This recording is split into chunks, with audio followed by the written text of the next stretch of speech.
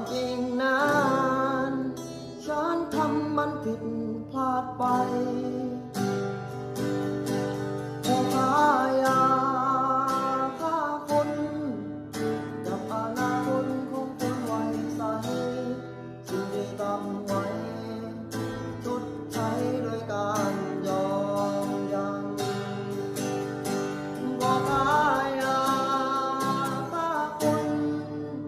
กับอนาคตของคนวัยใสสิ่งที่ทำไว้ชดใช้ด้วยการยอมยังมันต้องสลา